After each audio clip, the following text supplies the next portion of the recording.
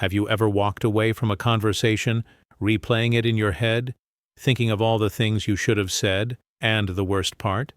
It wasn't even a shouting match, just one sharp jab, thrown casually across the room. But somehow it hit you harder than it should have.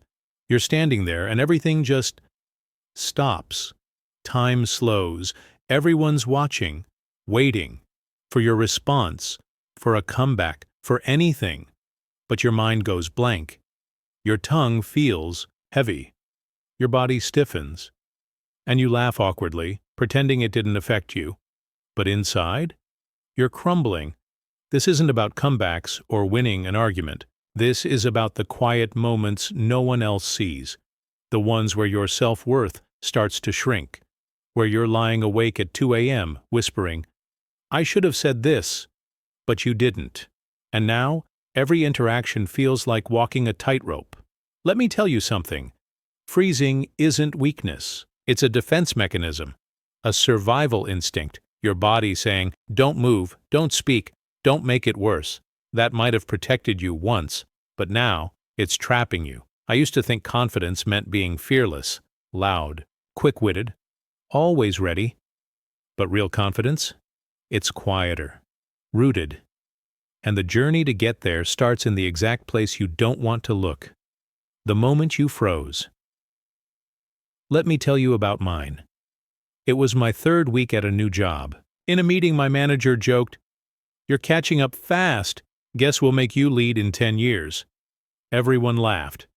Except me, because what sounded like a harmless joke to them felt like a punch to me. It told me I was slow, a filler, not a contender. And what did I do? I smiled, forced a laugh, said nothing. Later in the bathroom, I stared at myself in the mirror and whispered, "Why didn't you say anything?" And I heard that old voice in my head, "Because you're not good enough." That's the real wound. Not the insult, but the echo it creates inside you. So if you're the one who always freezes, who laughs to keep the peace, who stays invisible, you're not weak. You're just tired. Tired of pretending it doesn't hurt. Tired of carrying the shame of not knowing what to say. Tired of giving your power away. But what if I told you there's a way out? Not by being aggressive, not by memorizing comebacks, but by learning how to flip the script from freeze to flow, from fear to firmness, from target to untouchable. This isn't about changing who you are. It's about remembering who you were before the world made you small. Before we move into Part 2, Do This With Me, a mini mental rewind. Think of the last time someone said something that made you shrink. An insult, a sarcastic jab. Picture the setting, feel the air, hear their voice. Notice your body's response. Tight chest, sweaty. Hands, shallow breath. Now imagine if that moment happened again today. But this time, you were ready. What would you say? How would you stand? Would you still freeze? Or would you respond with calm confidence?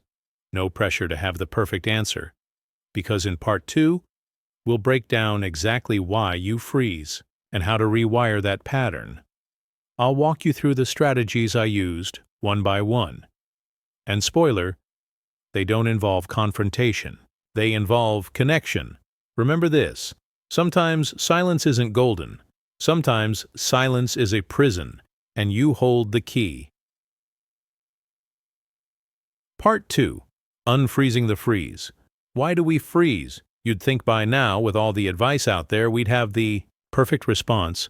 But when it happens, someone throws shade, everyone laughs, and you freeze, like someone hit pause on your personality. Why? Because your brain doesn't see it as a conversation. It sees it as a threat. And when the brain feels threatened, it triggers one of 3 reactions: fight, flight, or freeze. And if you're socially anxious, you freeze. Not because you don't care, not because you're weak, but because you're overwhelmed. You want to handle it perfectly. So your brain gives you nothing. But here's the truth. You didn't break. You paused. And now, we press play. Because the most powerful responses? They're not loud. They're not mean. They're not fast. They're intentional. Let's walk through 5 mindset shifts that changed everything for me.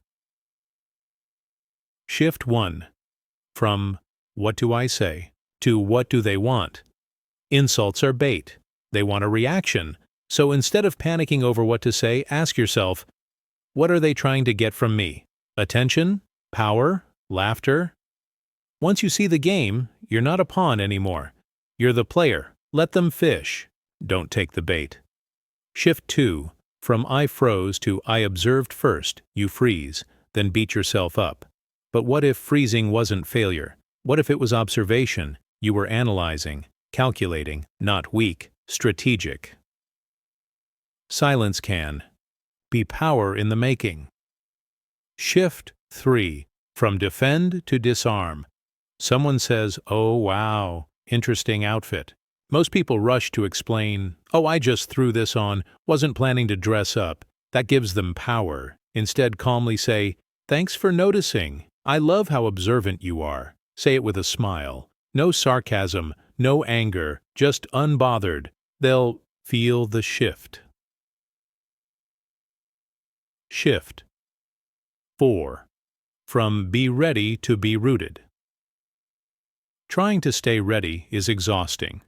Being rooted means knowing who you are, so no one else defines you. Storms can scream, but if your roots run deep, you won't be moved. Shift 5. From win this to protect my energy. Not every insult deserves your response. Silence is expensive. Don't give it to just anyone. Sometimes peace is more powerful than pride. Your goal? Not to win arguments, to win your energy back. Real-life scenarios. Let's apply these shifts. Scenario 1. The public jab you speak up in a meeting. Someone says, "Didn't expect that from you." Old you? Nervous smile? New you? Calmly reply, "Why not? I usually surprise people when they're not paying attention." Then move on. Scenario 2. The subtle dig. Among friends, they say, "Wow, you actually showed up." You say, "Of course, couldn't let you be the most interesting person again." Or simply, "Good to see you too." Then move your attention elsewhere. Confidence doesn't always speak. Sometimes it just stands tall. Scenario 3. The personal jab. You always mess things up. You're too sensitive. You don't need to attack. Just say, "I value how we talk." That felt like a jab. Can we be honest instead? It's not about being clever. It's about being clear. What does all this mean? It means next time, you won't chase the perfect comeback in the shower. You'll have the presence to handle it. Or not even need to. People stop targeting those who don't flinch, because grounded energy?